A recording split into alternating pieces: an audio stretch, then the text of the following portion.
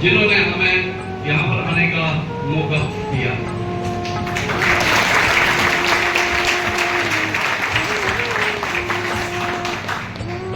उसके बाद जो हमारे युवा अभी हाल ही में अपनी सेना की ट्रेनिंग पूरी करके वापिस आए हैं, उनको और उनके परिवार को हमारी तरफ से बहुत बहुत शुभकामनाएं।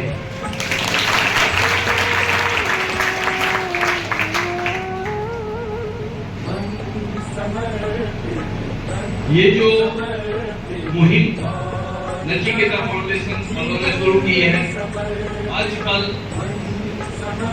अपने परिवार से मिलने का समय नहीं किसी के पास, उसके बावजूद इतनी बिजी शेड्यूल के बावजूद भी इन्होंने इतनी अच्छी जो स्कीम है, इतनी अच्छी मुहिम शुरू की है, तो मेरी तरफ से एक बार इनके लिए जोरदार तालियां।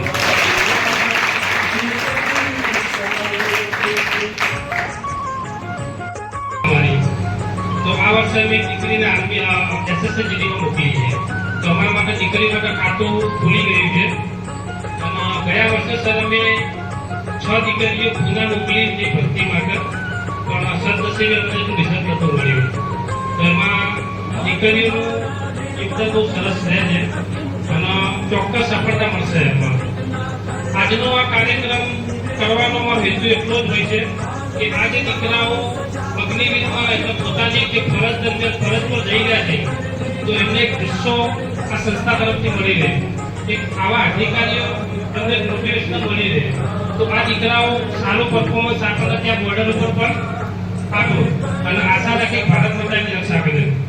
તો આ દીકરાઓ 15 દિવસ અહીંયા રહેશે, પછી પોતાની ફરજ ઉપર જશે। એટલે એ 15 દિવસના સમયગાળામાં અમે આ પ્રકારનું એક આયોજન કરતા હોઈએ છીએ, જેથી કરી આ દીકરાઓ ત્યાં ફરજ પર જાય અને નવા દીકરાઓ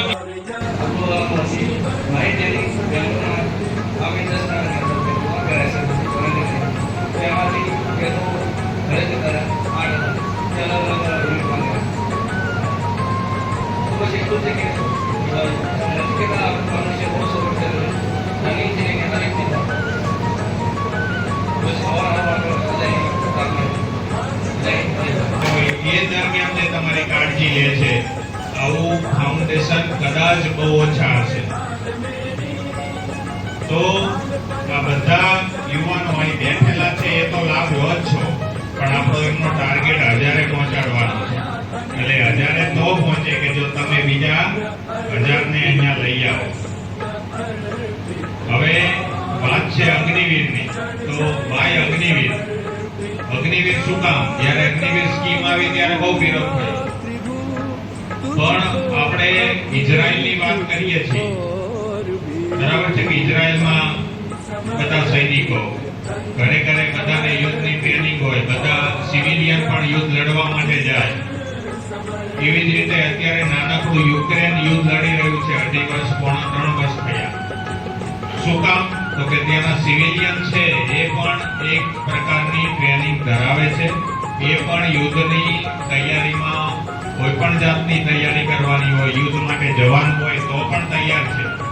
તો આ અગ્નિવીર એ આપણા 4 વર્ષ પછીના એવા સિવિલિયન છે કે જે ગમે ત્યારે દેશને જરૂર પડે ત્યારે તૈયાર હશે। 4 વર્ષ પછી અગ્નિવીર જ્યારે આવશે, અને આપણે સૌએ એક વાત નોંધવી રહી કે ડિસિપ્લિનની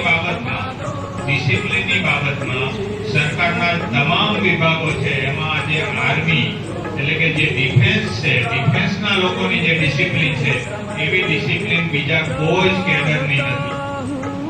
તો આ ડિસિપ્લિન પર્સન જ્યારે 4 વર્ષ પછી બહાર આવશે ત્યારે દેશને જ્યારે જરૂર પડે, અત્યારે તમને ખ્યાલ હશે કે ભારત પાકિસ્તાન યુદ્ધ જેવી પરિસ્થિતિ થઈ તો અમે લોકોએ સિવિલ ડિફેન્સમાં નોંધણી શરૂ કરી છે કે જે સિવિલ ડિફેન્સમાં જે લોકો જોડાવા માંગતા હોય સ્વેચ્છાએ, એવા લોકોની અમે નોંધણી શરૂ કરી છે, એમને ટ્રેનિંગ આપવાના છીએ। તો આપણી પાસે અગ્નિવીર જેટલા બહાર આવશે તો આપોઆપ સિવિલમાં આપણા સિવિલિયન છે કે જે ડિફેન્સ તરીકે અમને મદદરૂપ થવાના છે। વહીવટી તંત્રને. સાથે સાથે અગ્નિવીરને 4 વર્ષ પછી સરકારની તમામ નોકરીઓમાં અત્યારે રિઝર્વેશન નક્કી કરેલું છે. અત્યારે એટલી બધી ભરતીની જાહેરાત સંસ્થાની અંદર માત્ર ને માત્ર અમારે એટલું જ ઈચ્છીએ છીએ કે ભાઈ સંસ્થાના નિયમો છે. અમે અહીંયા સર એસે લોકોનો મોબાઈલ પણ દિવસમાં 1 જ કલાક એમને વાપરવા આપીશું. એટલે અહીંથી જ એમની ટ્રેનિંગ શરૂ થશે કે જ્યાં સૌથી વધારે ટાઈમ પાસ જે છે એ મોબાઈલમાં જતો હોય છે.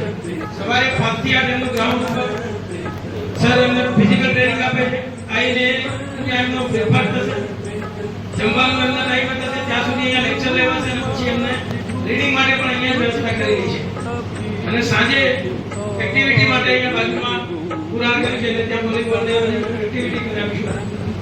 સંસ્થાના જે લોકો છીએ અમે બધા જ હું ભણવાનું માટે કોઈ હાકલ જરૂરી છે અને એ હાકલ આ ફાઉન્ડેશન મારફતે તમને મળી રહી છે નજીકના ફાઉન્ડેશનમાં. કારણ કે તમે ગામડામાં રહો, કોઈ ફેસિલિટી મળે ના મળે, કોઈ સપોર્ટ કરે ના કરે, એના માટે અત્યારે સંસ્થા ઊભી કરવામાં આવી છે. અને તમને જોઈતું કંઈ પણ વસ્તુ કે મટીરિયલ હોય કે આ સંસ્થાએ બધું પૂરું પાડ્યું છે.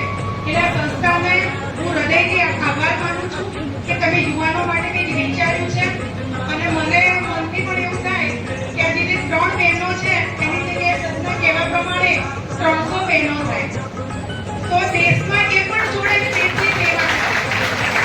અને આ સંસ્થાને મારી કોઈ પણ સમય જરૂરિયાત હોય તો મને 2 ટીચર જણાવે. कण कण समर्पित चाहता